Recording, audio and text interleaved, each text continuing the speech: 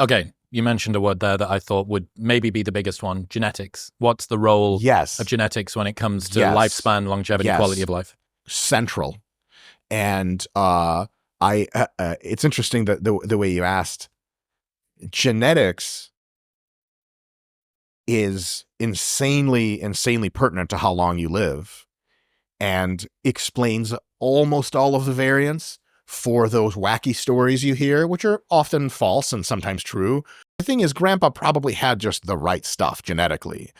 And if you tried at any given age and you tried at any given level of genetics that you may have, maybe you're closely related to Grandpa in that regard, maybe not so much, because you might only be a quarter related to Grandpa. And if the genes shuffle pretty decently, maybe only an eighth. And you might have other people in the family that like croak at 55. All of a sudden you're like, whatever. So genetics matter a ton, but they are still altered. So genetics gives you an average. If everything's average in your life, average in nutrition, average sleep, average everything, genetics will say you're going to die probably about 72. If you do everything wrong, you might die at 52, 62, something like that. Very big differences abound. However, that settling point of longevity, very genetically informed. Being that we're in the Austin, Texas metropolitan area, lots of people are eating to such high extents that I'll tell you this, if you weigh 400 pounds and you trot out the genetics bullshit to me of like why you haven't lost weight, I'm draking you. Like, I don't even want to hear this shit.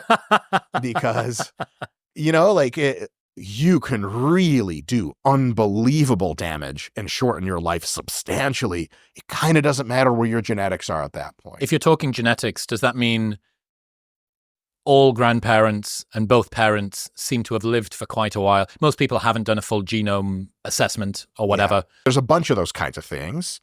But the other kind of genetics, and it's just straight up still genetics that affect your lifespan, is the genetic propensity for the secondary effects that affect it. For example, if you have a fucking appetite for very tasty, very not good for you foods, and you have genetically hunger signaling that's just like kind of you're always hungry or whatever. No pleasure from exercise. 100%. Propensity to do addictive drugs, a propensity to take preposterous risks, a propensity for poor sleep.